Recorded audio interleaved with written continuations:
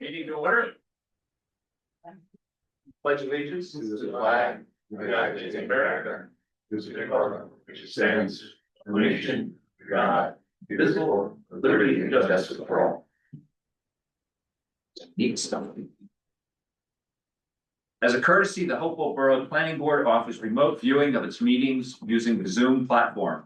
Remote access is provided for viewing only and is not guaranteed. Questions and public comments cannot be made online at this time. Anyone wishing to participate must attend the meeting in person. And notice this meeting has been provided to the Hopewell Valley News, the Times of Trenton, and Trentonian, posted on the door of Borough Hall in compliance with the Open Public Meetings Act. Suzanne, would you do roll? Mayor Kennedy. Here. Mr. Buda. Here. Ms. Baxter. Here. Mr. Donaldson. Here. Ms. Lyons. Here. Ms. Perry. Mr. Young. Here. Ms. Ferrera. Here. Ms. Coella. Here. And Chairman Michael. Here. Let's take a look at the minutes from the February 4th meeting, and I will entertain a motion to approve when you're ready. I move to approve with the one little spelling error I mean, you were eating. Yeah, so how do we deal with that? So Lou was here for most of the meeting. He was in the back and he has now listened to watched the testimony. So he's in compliance. He can hear the 57 application. So how do we mark him on here? We have him as absent, but he really was here for part of the time. So then we'll just have to mark him as attending, and then what we'll do is we'll follow up and we'll actually include a written certification. Right, Chris provided you to bring that, And okay. then you'll be fine. So with that. we'll just move him from absent to present. Okay. That's my only. Okay. I'll second. All in favor? Aye. Opposed? Abstained? Right. And we have 4 vouchers on tonight, and I will entertain a motion to approve those.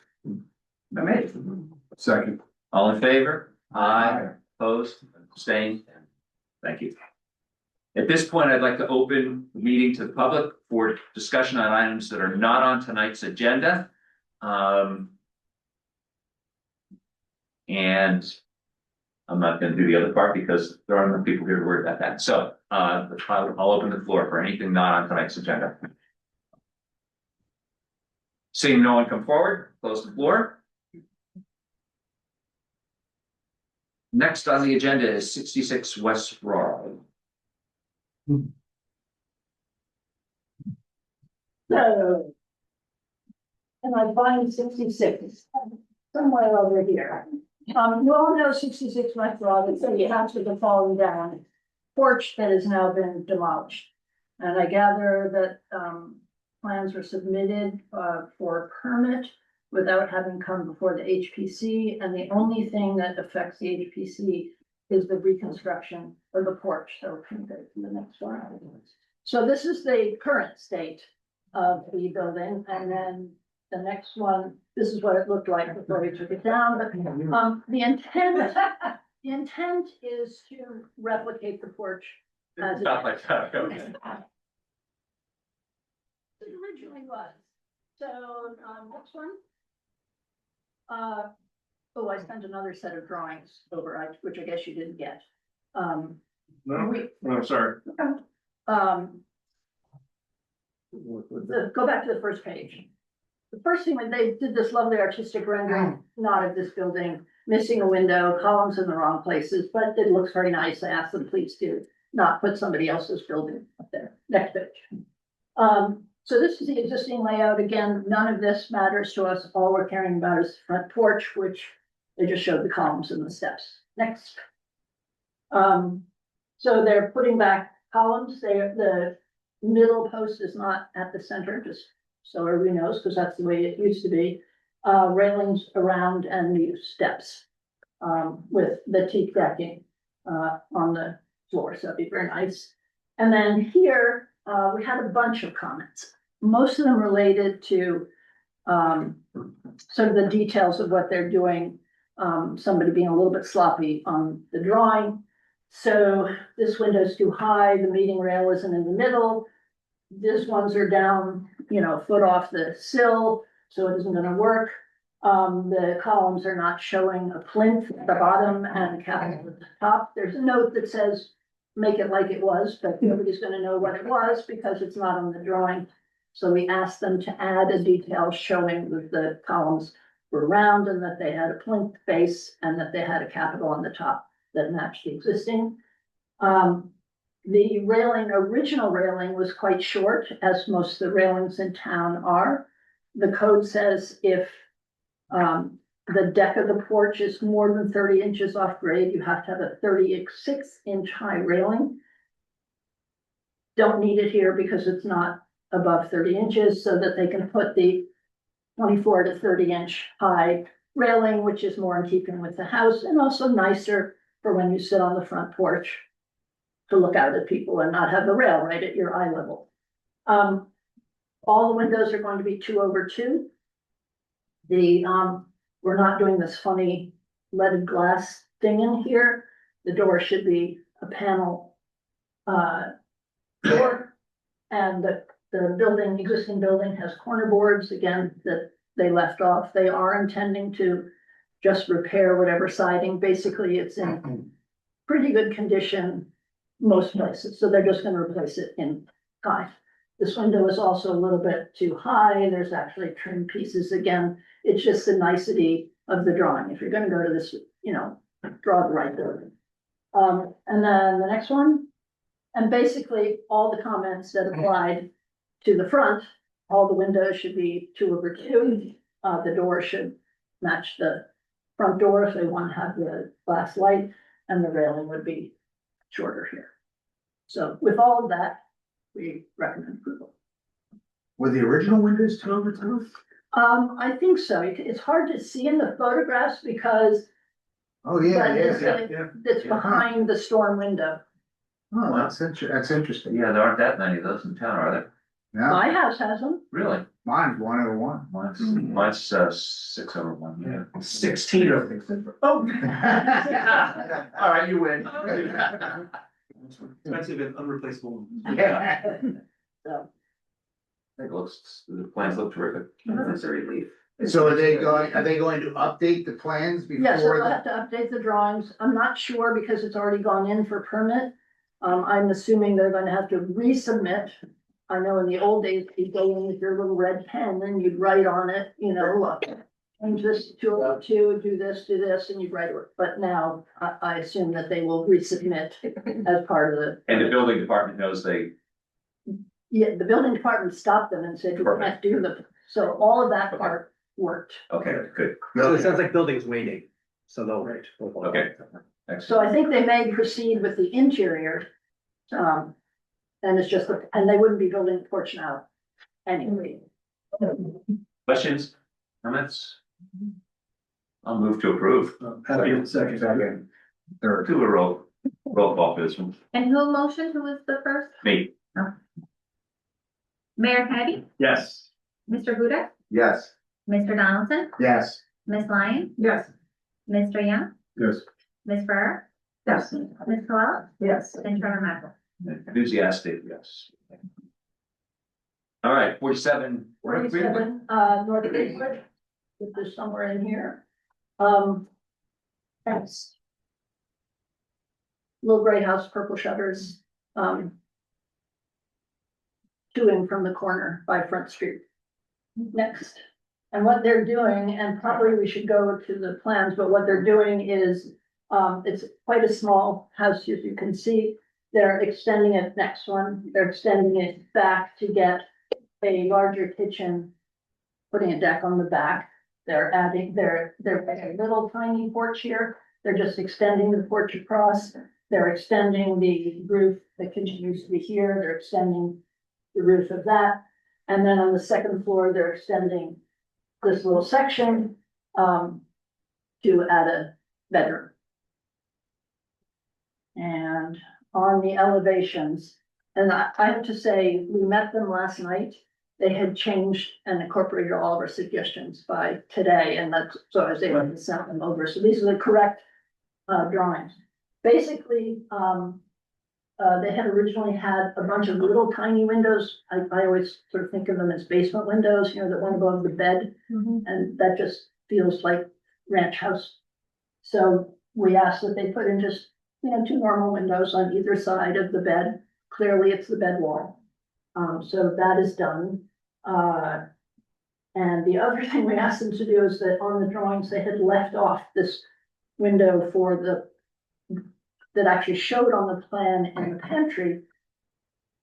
When we looked at it, it was big and blank, and we suggested that they put a window at the end of a hallway. It was like a dead end hall, and said, you know, it's nice that you would get the light in at the end of the hallway. So that's here. The pantry window actually would have been over here, and that would have been fine, but they just didn't show the elevation. So the original house has asbestos siding on it, you know, sort of the wide boards. They had originally come in and suggested with their vinyl siding that it was gonna have a bead on the bottom, so it's gonna be 6 inches with a fairly beefy half round piece on the bottom, which we said is really not appropriate for this kind of a house. And they're gonna go with 4-inch exposure vinyl, so it's a double 4-inch. And with luck, that'll match the 8 inches of the asbestos siding. They're gonna make the change, actually, if you can go back to the plan, sorry. So everything on the original house that you can see here will be the original, and then everything on the back part will be the new siding. They're picking a color that matches their barn in the back, which they're also working on, but only interior. So they haven't quite picked what color they're gonna do, but it's sort of beige, green, sage green, something in that order. So other than that, it's a very nice plan. And we got the site plan too, and I had Mina look at it to make sure that we weren't over on lot coverage. So we're fine. This is their barn. Yeah, so we're fine on lot coverage too. Any Questions? questions? I'll make a motion to approve. Second. Roll call. Mayor Kennedy, Yes. Mr. Budek, Yes. Mr. Donaldson, Yes. Ms. Lyon, Yeah. Mr. Young, Yes. Ms. Farrar, Yes. Ms. Corolla, Yes. and Chairman Michael. Yes.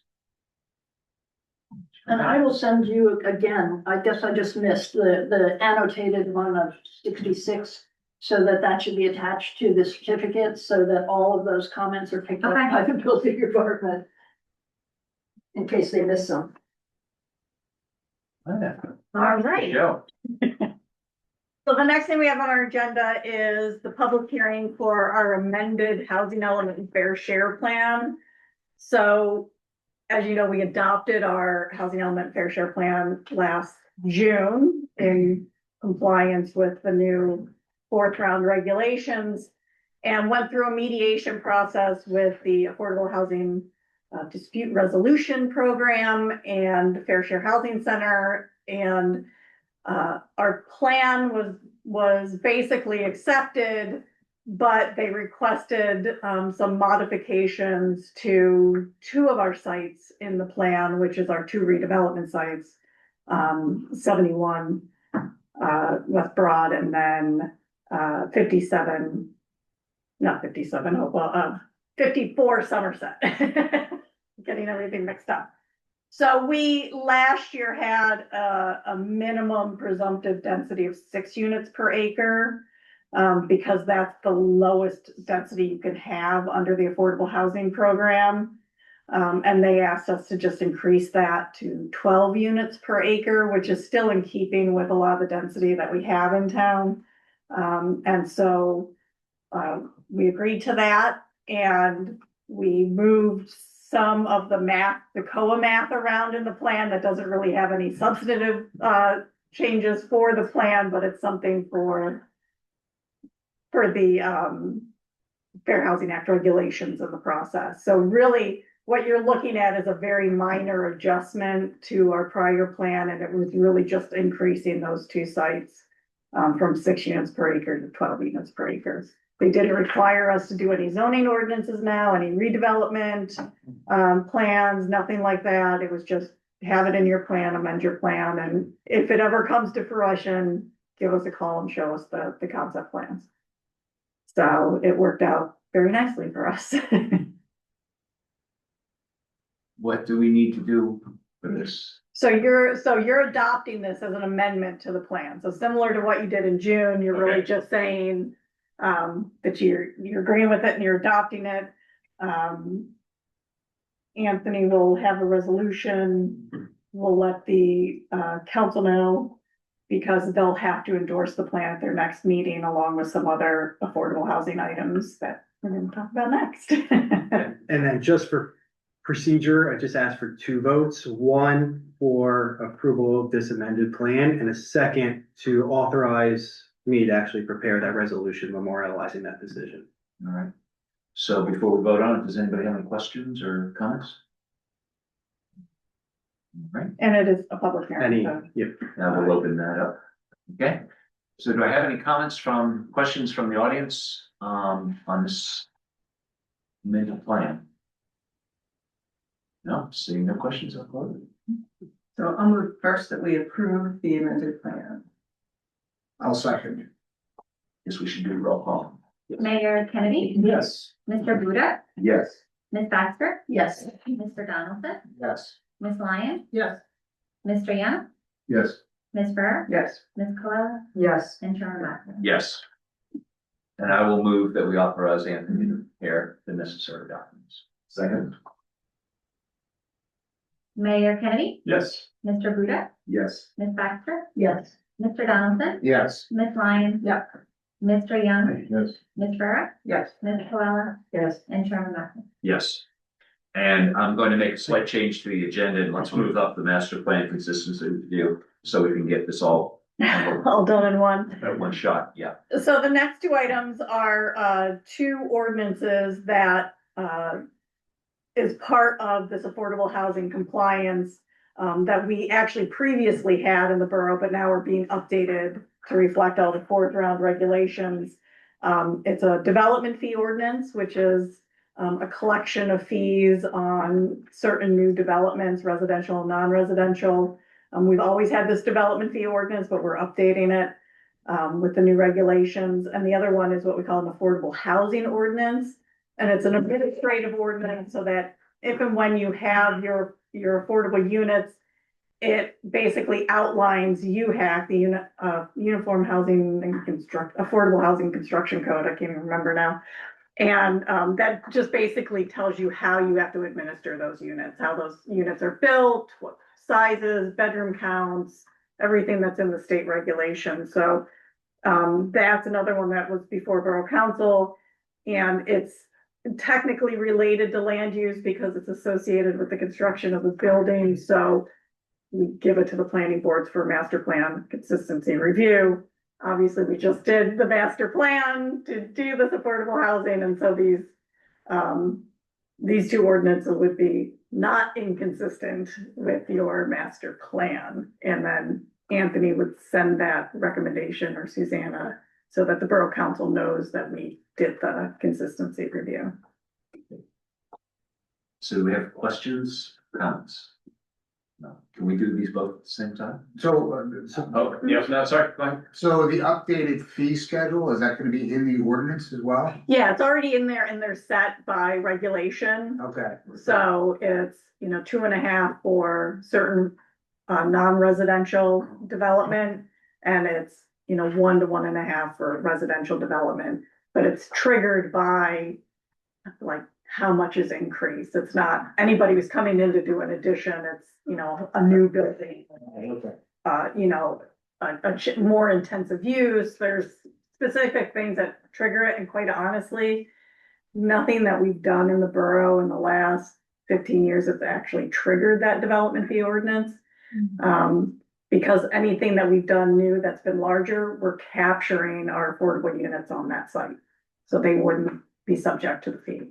Understood. To piggyback on that, one of my questions I had when this was being drafted was, We've had a few applications, over the last few years for accessory units. You know, to add one more, you know, the grandma suite, that kind of thing.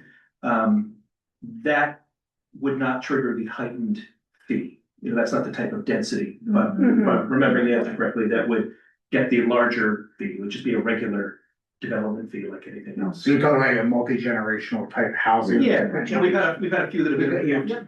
Those, that's not the kind of density increase that triggers the larger 6%, is that what it is? Right, right. There's a provision in there that if you're seeking the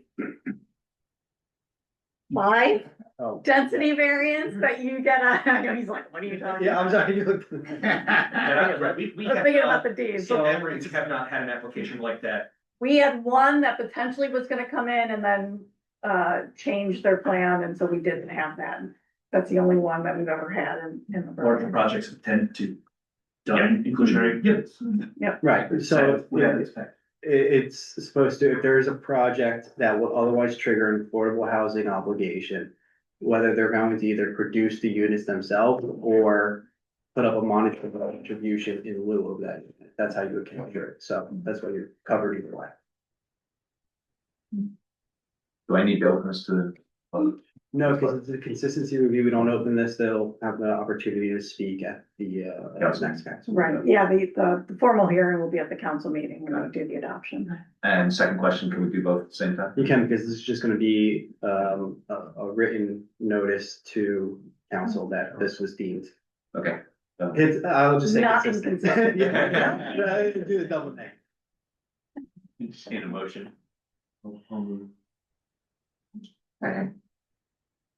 Mayor Kennedy, Yes. Mr. Budek, Yes. Ms. Baxter, Yes. Mr. Johnson, Yes. Ms. Lyon, Yes.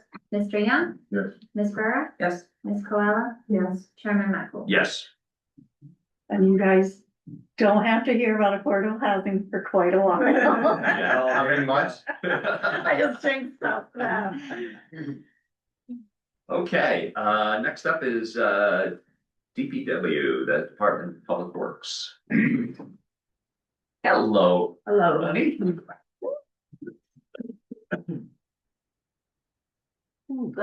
Ronnie, can I just swear you in real quick? Oh, You sure. just swear that. Hello. How are you? You swear that any testimony you provide tonight is the whole truth, nothing but the truth? Yes, And get for the record, can you just state your name and spell your last? Sure. Veronica Bregenzer, Bregenzer. Qualifications, licensed architect in New Jersey. My own small architectural firm for the last 35 years. We will accept her credentials. Okay. So we are here visiting the Hopewell DPW, and thank you for having us. And next slide. So I thought we'd start with a small, how did we get here? And for those of you who don't know, this project has been sort of going on and off in various forms, various costs since 2018. We looked at a lot of options, putting buildings on top of cisterns, putting them in the front, putting them in the back, taking some down, not taking others down. So we looked at a lot of options. And these were a lot of cost sensitive reboots, as it says. Sometimes we get partway through and realize it was too much. And also where the borough's finances were at the time, which also varied, that also swung this pendulum. Right now, you can see 2.77 million bonded, $3.2 million estimated cost. What we've been doing as far as design and outreach, and I would say council has done a lot of this. We had a June 25 presentation. They did coffee on site, neighborhood meetings, other site visits, the dedicated website. We've been to HSP twice. We visited Allison, Michael, and team back in December of 2020, and we visited them again last night. So we've been there twice, and then capital review. What's happened in that time since June to now, we've redesigned the project. There's some significant trees, if you're looking at the DPW, to the left side, specifically 2 Norway spruces, 36, a large white oak, which is actually on the neighbor's property, followed by another large white oak, which is heading towards Burton and out of our way. We're looking at dark sky compliant lighting. Candace will speak more to that than me. We're screening the site and then stormwater and landscaping. Next, for those of you who may not know where the DPW is, it's on Burton Avenue. We have Greenwood, Front Street, and then it's back in there. Backing up to Joe Ruggieri's property. This is an overview of the site plan. There's a little wood shed, which we plan to move. This building here is building number 1, as we call it, which is going to be added onto. Currently, building number 1 houses what you would call their break room, their offices, their shower, for those of you who have been in there. It's also a garage in the front. Building number 2 houses the water department and Alan and David's offices.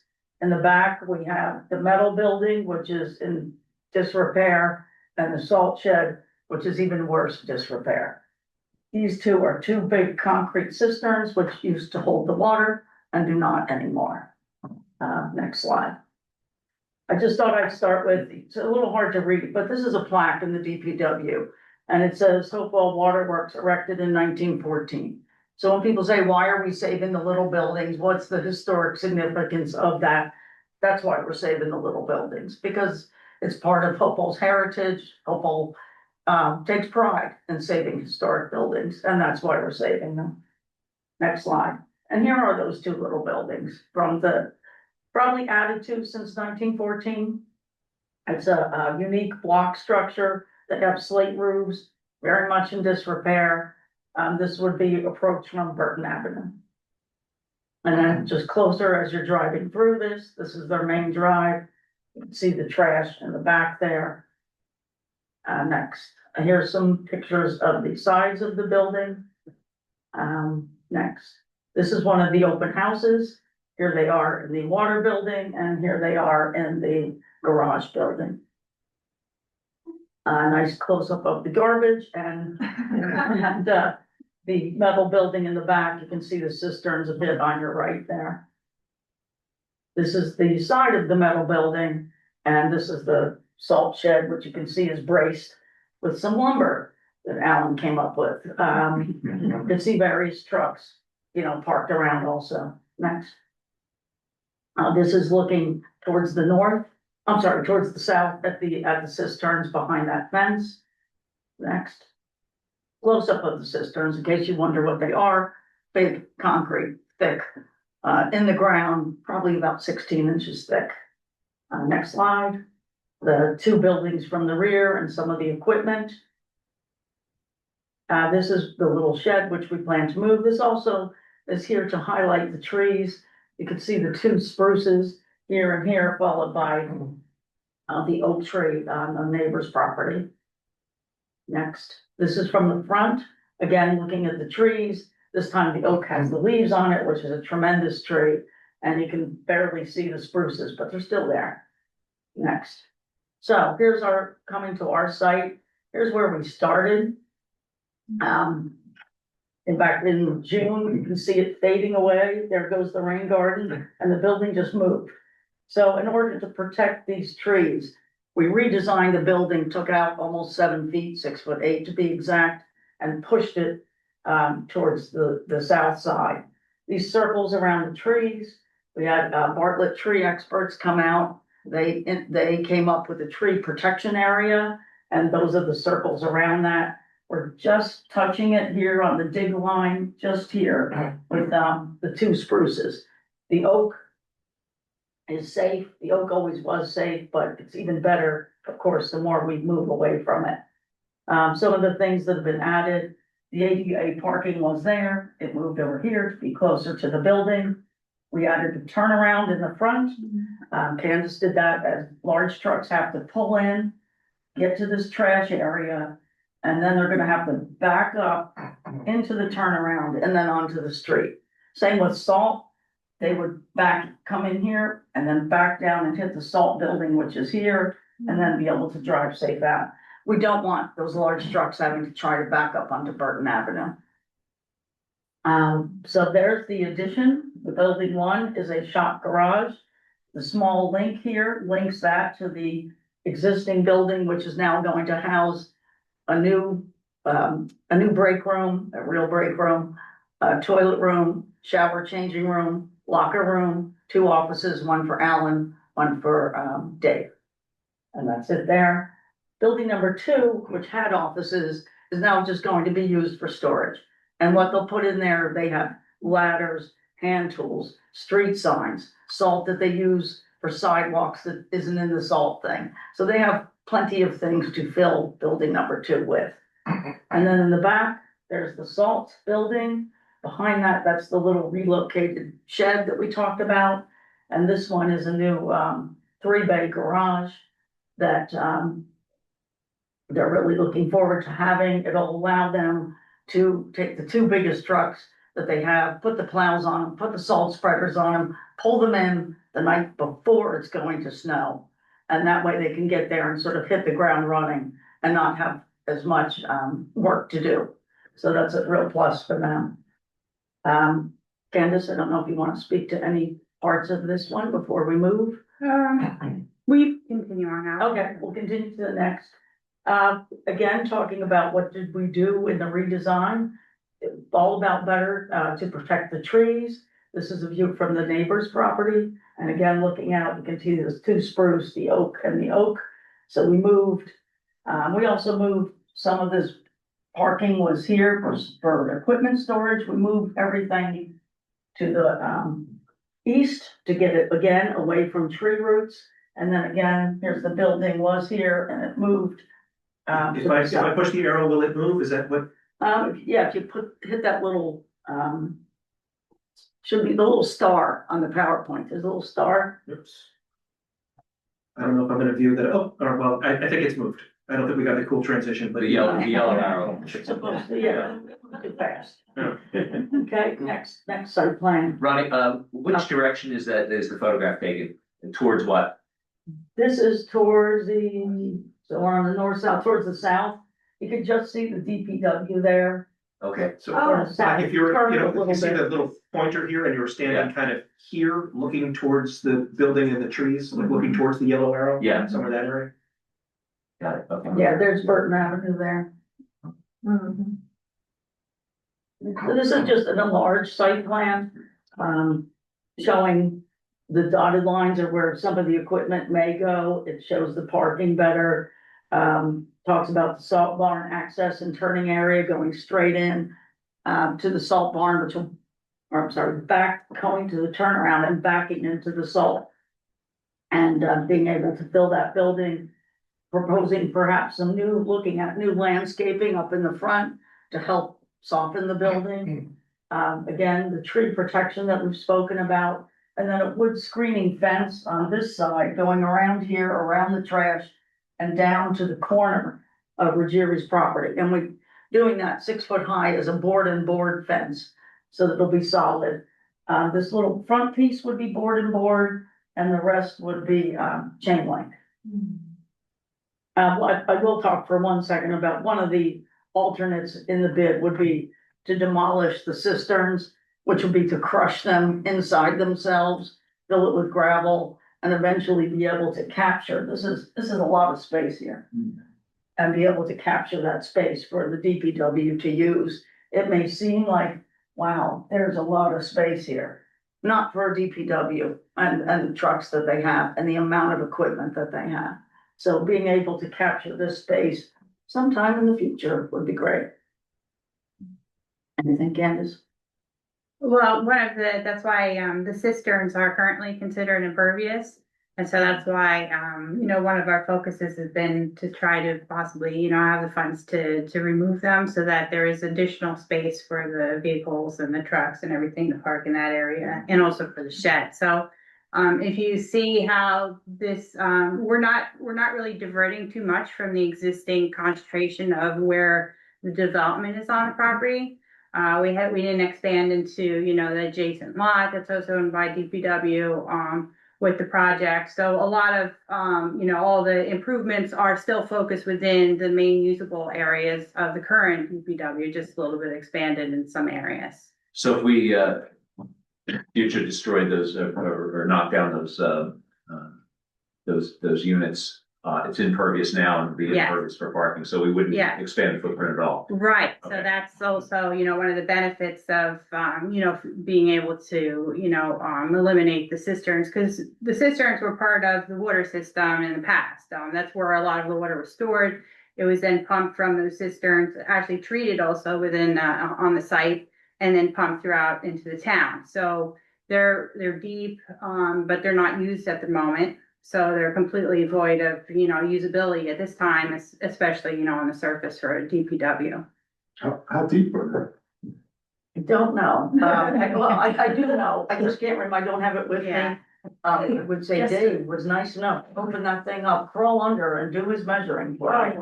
I just can't, I don't have it off the top of my head though, but the concrete I know is about 16 inches thick. They're about this high off the ground and then they slope. So I wanna say 6 feet, but don't quote me. So I that 16 have it. inches is just the cap? The whole thing is 16 inch. It's really thick concrete, the whole The thing. walls and the. The walls, the cap, the entire thing. So And when was we taken out, crush it into itself, you'd have to drill holes to make sure the water has a place to go. like a swimming pool. Yeah, yeah, like a really big pool, exactly. And, when did we stop using those, just out of curiosity? they? Don't know, Dave would know, I do not. It hasn't been recent though. Yeah, it's not the well, there's actually, were 4 wells on the site and they've been abandoned, legally. So I think that was in the 90s. Yeah, I don't know what year the cistern stopped being I used. know Dave knows, but. Yeah, somebody probably knows. There we go. Thanks, Dave. You seem like green. So if you were coming to visit the DPW, you could park over here, there's an ADA spot, another parking spot, go in the sidewalk, go into the building, and then meet with whoever you need to meet with. We do have chain link gates here, just to close that off.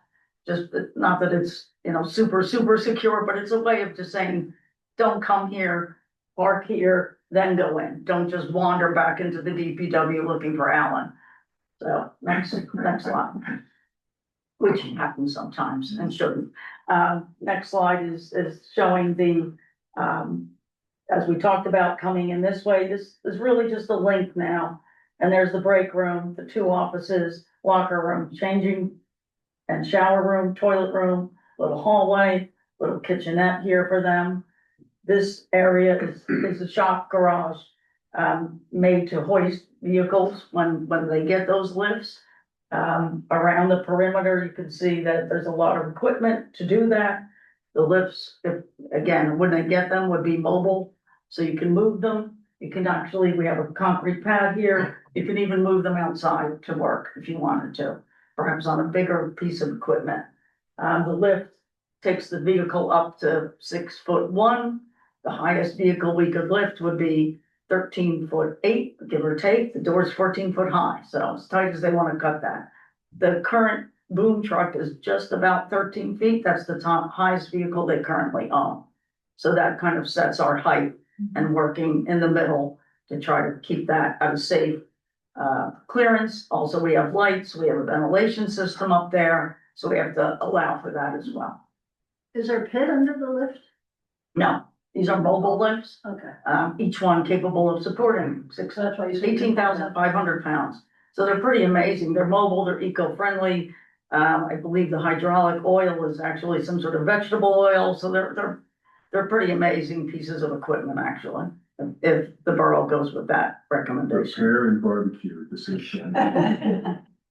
Before we leave this slide, so building number 1, that's gonna become repurposed for the This one. break room and offices. Can you talk a little bit about what it is now? It's mostly just like kind of an open garage bay that's been kind of. Correct, right now, where these windows are, that is a garage. And then back in here, there's a door here, and that's what they use to go to the break room.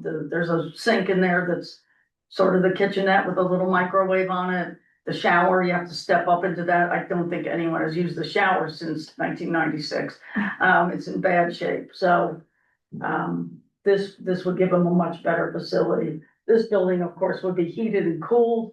This building would be what we call a semi-heated building, would have no cooling, but would have heating to keep it to say, 55, 60 degrees.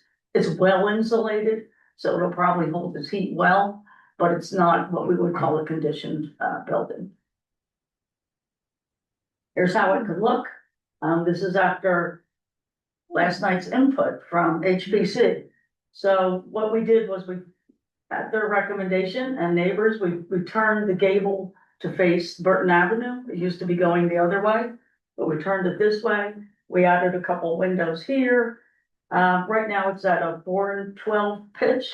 We are doing that because the higher we make the pitch, which we've looked at, which might be an option we'll consider, the different costs come into effect with that for a prefab building. So this is a prefab insulated metal building. The roof and the siding is insulated. It's metal. This is split face block, trying to give like a little nod to the historic block that's there. These are the other sides, pretty much unchanged, other than we're putting on new asphalt roofs. These buildings will get repointed as needed, painted as needed, new windows. There's the gates, and then there's the storage building. We were able with Alan to, if you ever go there, this is a giant chain link mess in front of that building. That was like that because of the water system. He does not need it. So we're able to take all that away, which is nice because you get to see the little historic buildings much better. Next, this is looking at the back of it. 14-foot by 12-foot wide garage door. The link, which just goes through. These are the little windows in the shower and the changing room. The back of that, building number 2. And then again, just the elevation showing the new asphalt roof. This is the side to the north with the exit door and one window. Again, when we flipped the roof and switched to 4-12, we were actually able to lower the height of the building by 18 inches today. So I know some people were looking forward to that. So we were able to work that in next. And here is a height diagram, just so, in the borough, in the R75 zone, a house can be 35 feet high. So this is just showing a 35-foot high house in relationship to what we're proposing to construct. The heavy dotted line is just something we're looking at. It would be trying to make this roof pitch match that roof pitch, which from a historic standpoint would be lovely.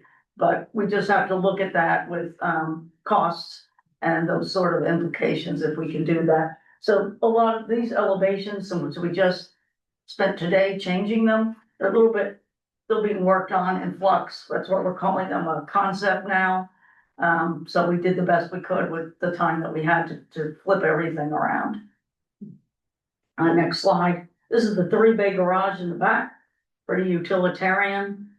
3 nice garage bays. There's the big vehicles with salt spreaders and their plows. This is other miscellaneous mowers, shelves for the guys.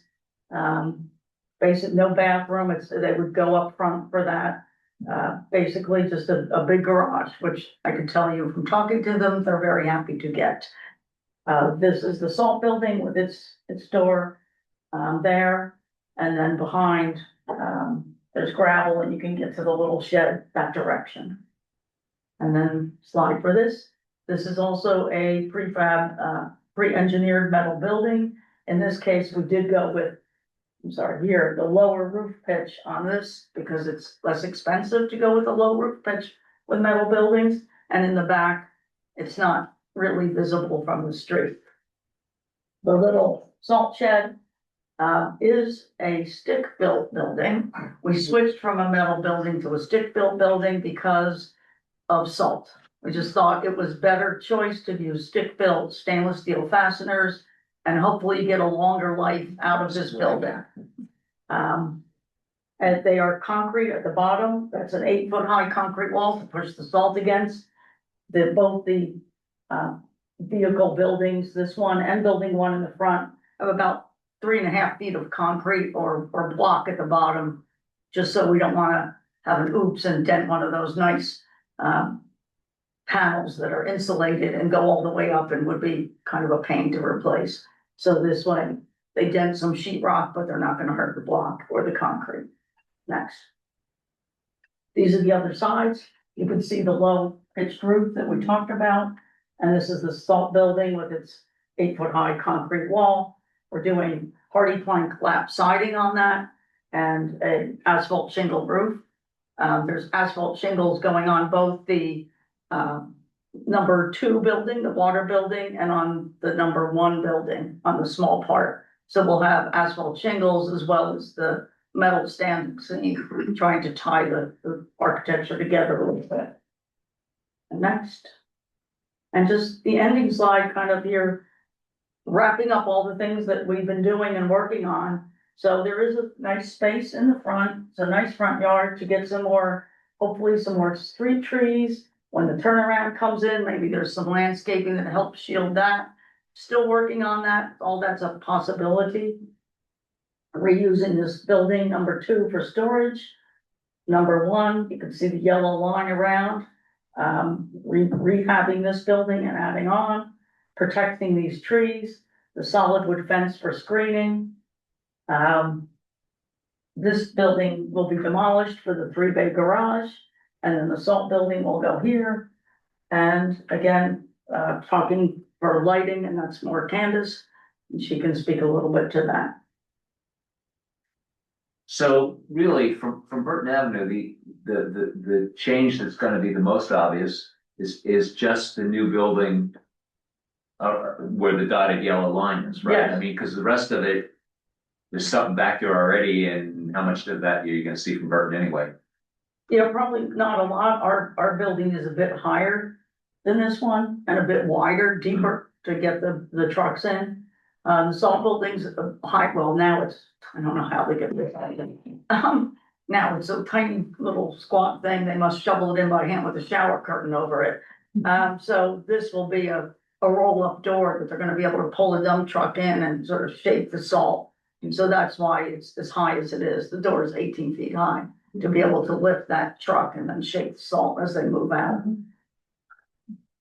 And the neighbors weigh in on this at one point, the revised. Some of them are here tonight. So, Okay. So there's been a few neighborhood meetings. They were, a few of them were at the HBC the other day. So, yeah, we've worked Yeah, it on the sounded like trees, you we were turn talking. things. I know about the height. We worked on that today. Especially just trying to see if we could lower things, so. Candace, do you wanna? Yeah, if you could go to the site plan slide, Sure. I have my own slides, Like,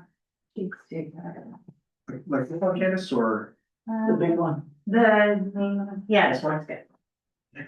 So I just wanna, So just describe the site to begin with. Do you want me to Can. swear in? or- Yeah, you know, what, I mean, I didn't swear in Jillian because we swear in our professionals in the beginning, Yeah. but what I'll do is I'll just swear you in now since Okay. it's came up. So you swear in testimony, you provide tonight the whole truth, nothing but the truth. Okay, All right, thank Candace Davis. You've been here. Licensed professional.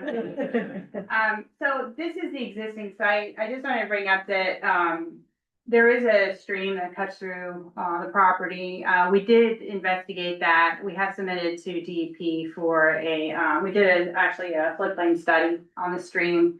So that is one, factor that, we had to consider for any kind of development on the site first. So that is currently pending in front of DEP. They're just verifying where the floodplain is based on our hydraulic study. And the floodplain, ended up being delineated along this area here. So, the construction is outside of of the regulated area for the floodplain. This stream is considered, also has a 50-foot wide riparian zone that's regulated by DEP. And that basically cuts through along this area. It's a straight buffer off of the stream. And that relates to vegetation removal, putting impervious surfaces in those areas. So that also is something that we avoided with the site plan and the way it's set up. There is also, on a drainage standpoint, there's already existing drainage and drainage controls on the property. There's an existing, water course or, ditch that, drains into a pipe and a head wall in this location. The pipe crosses the entire site currently, underneath the existing pavement, comes to this point, and then does discharge into the stream area. The section that's from, in this area here will not be changed, but the section, through here is going to be, redone and changed to accommodate, a better, drainage, pattern and flow for the site. We'd also proposed, there's an existing inlet in this location here. We are proposing a couple more inlets. And by doing that, we're able to control the runoff from the site. Again, we are increasing impervious slightly on the site. We're not, triggering the major stormwater rules. But with some of this additional pavement for the turnaround and in this areas here, we did increase impervious. And to further, enhance and drainage, existing drainage pattern and system, we, did propose some inlets, and additional piping to, route the runoff off the site. There was a lot of, within 24 hours, or actually within the past week, there's been a lot of work to protect this property line and these trees, and also to preserve the green space on that side of the property. And in doing that, there had been previously a lot of swales and a lot of deeper grading that was done in this area here, including a rain garden that we had in the past. We have removed that to accommodate and keep the tree protection areas from being too disturbed and the root systems for the trees. So some of that grading has changed now, and there's other options that we're looking at for the stormwater in lieu of rain garden. The other factor that came into play a little bit was, there's fencing already on the site. The fencing is currently chain link. It was required for the water system for protections.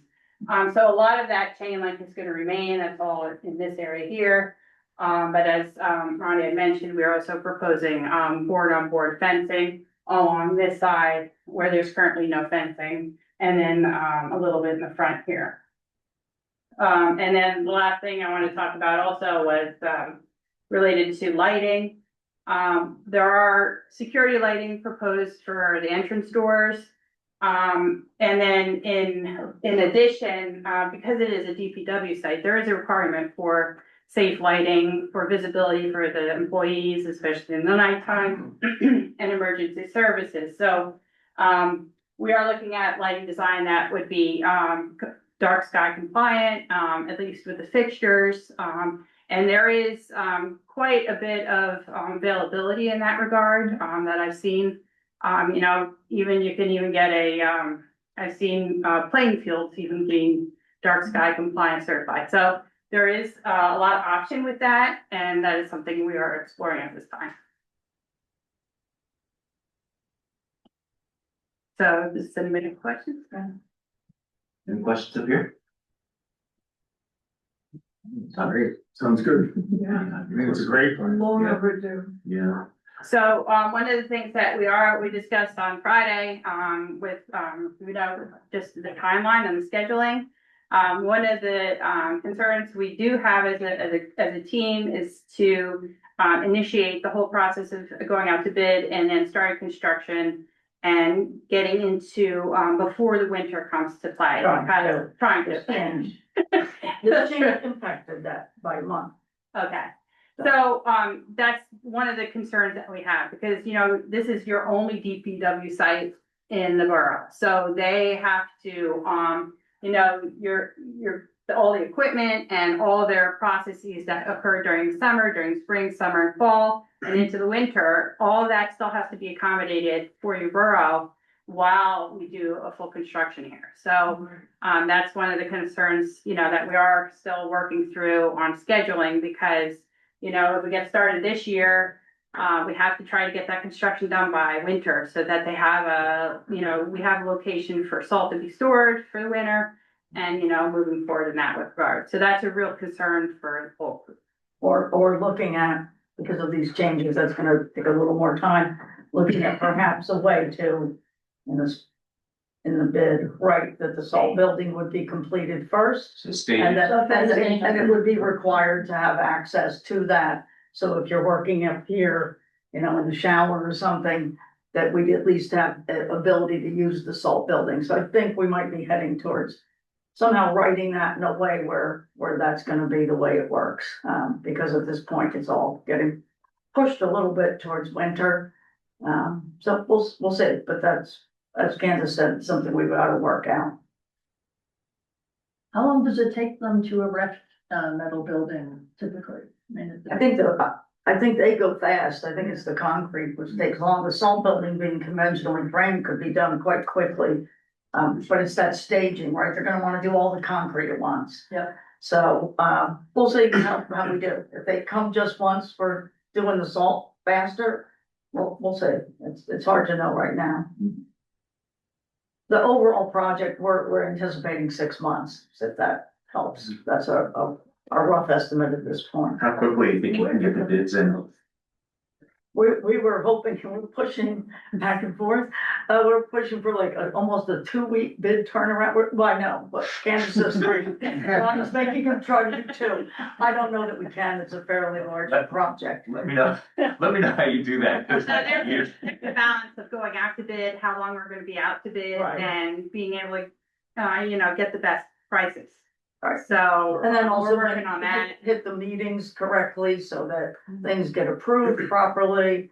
So it's Yep. it's getting tight at this point. Was there anything that the public works guys anticipate needing in the future that the site, that they, I this would may say, affect the site? I would think if you could, give the, no, sorry, go back, it was fine, sorry. Back to the big site plan, these. Without one single doubt in my mind, if you could remove the cisterns and brush them down and give them that space to park in and to use, that would be huge for them. We can't build enough garage space on this site to get every single piece of equipment in the garage. We just don't have the room. Right.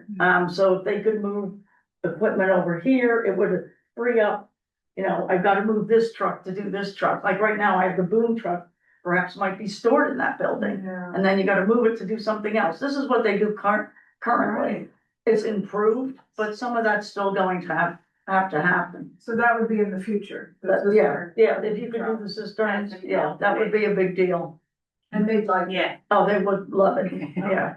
Yeah, without a doubt. I think you both mentioned the term options in bidding. Maybe just talk a little bit about what that means. And there's a few things like that would be put in the bid package, but as an option, and maybe just talk about how that works or what that means. One of the alternates was to get rid of the cisterns. Meaning, So what that means is we put an alternate in and the people bid it, say, cistern number 1, it's on the drawings, what they need to do. They would say, I'm gonna make up a number. To take that down, to do the work you show is going to cost $1,000. And to do the larger cistern is $2,000, that's alternate number 2. When the bids come in, if we come in under, the borough now knows what those options cost.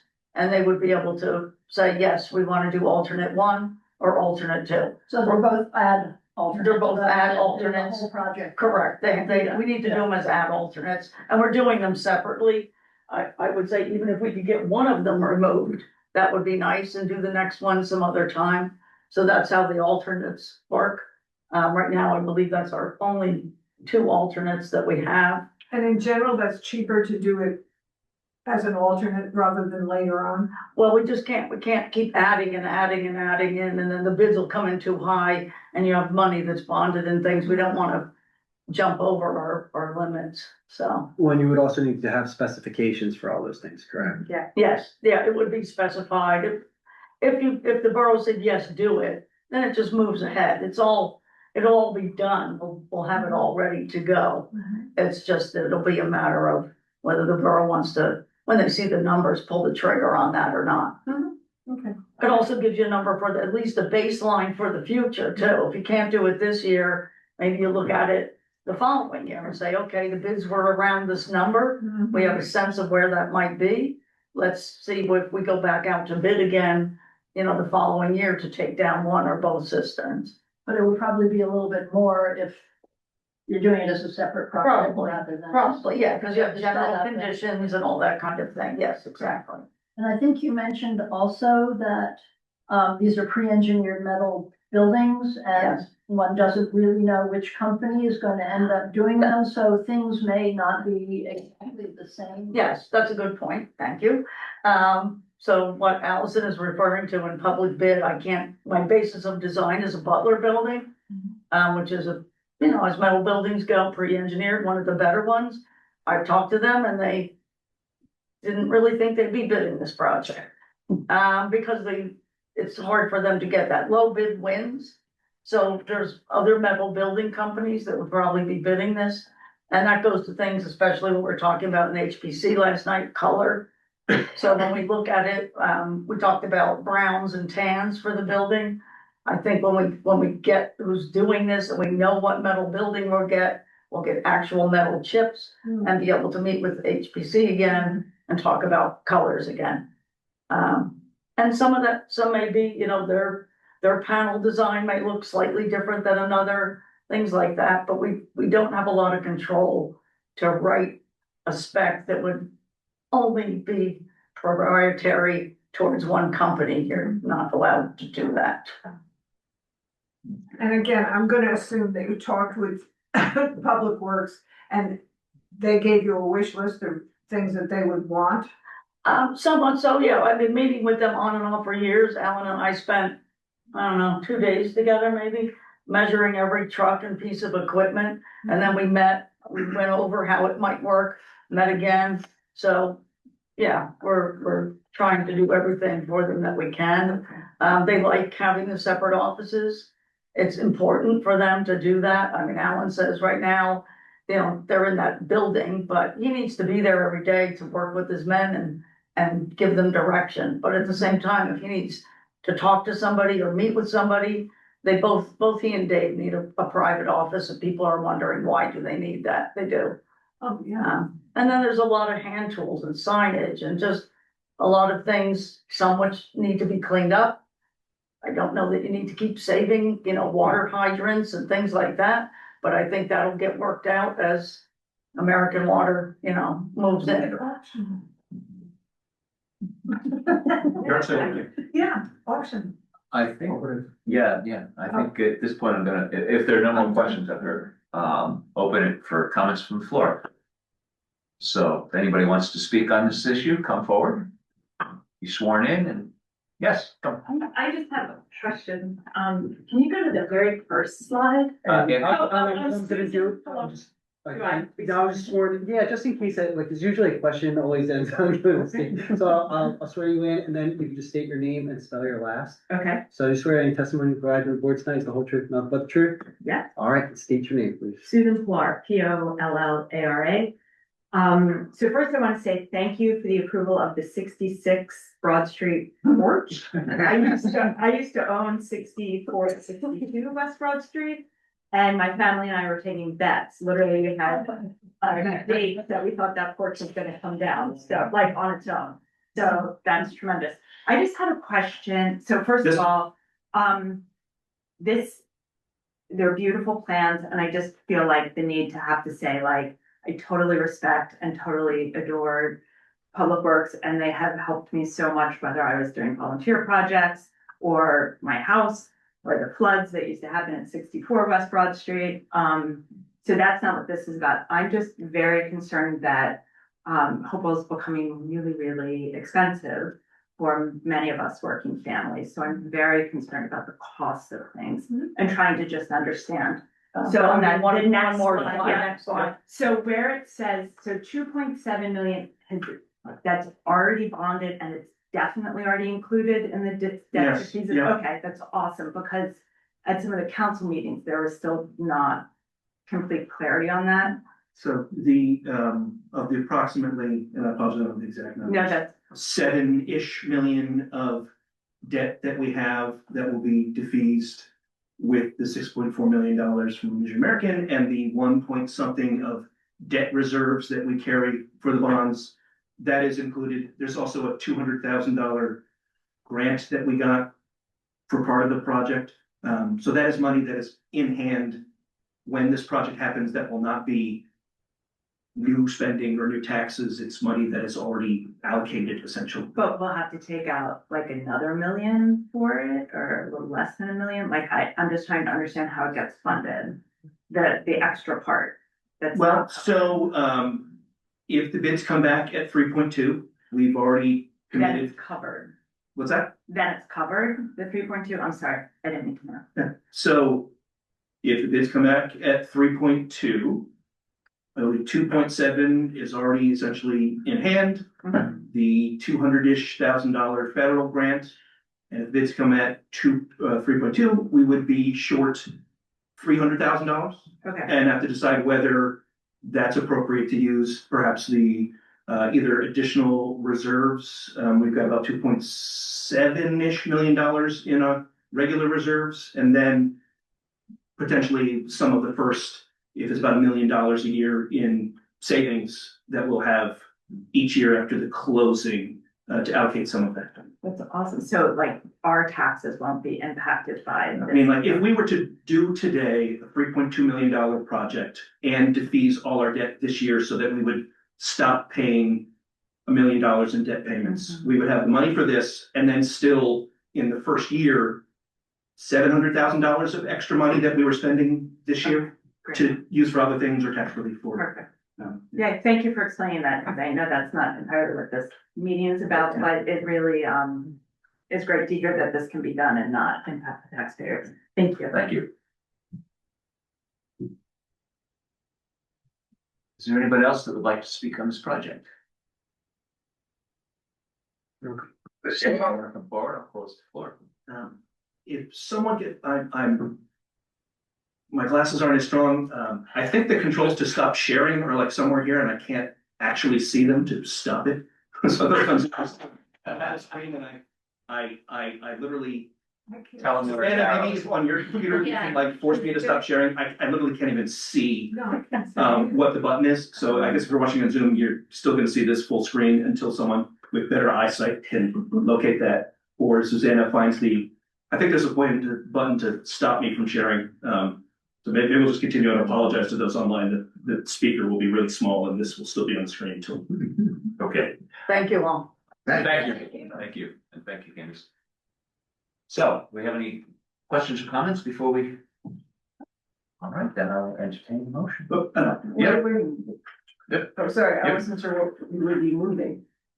I don't think any action is. Exactly. But what I was gonna suggest is, I don't know if any administrative things need to be reminded. I know we don't usually meet this often. There's another meeting coming up in March, I don't know if it. Yes, it's a helpful time to remind the public about, the Yes. next meeting. might be Yeah. there. Yes. So, for those of you that attended our last meeting, you know that the application for 57, Hopewell 57 was continued to our March meeting. And so the next meeting is March 4th, and we will be hearing Hopewell 57 at that point. Same place, same time. We'll be here. Same place, same time. Yep. Starting with architecture. I believe that's where we left off. Yes. And more chairs. Yes, and we will be adding more chairs and again, if you want to participate and have comments or questions, you need to be here to do that. We can't do that via Zoom yet. Anything else? I know. Move to adjourn. The school. I will happily second. Presentation. All in favor? Aye. Aye. Thank you. Opposed?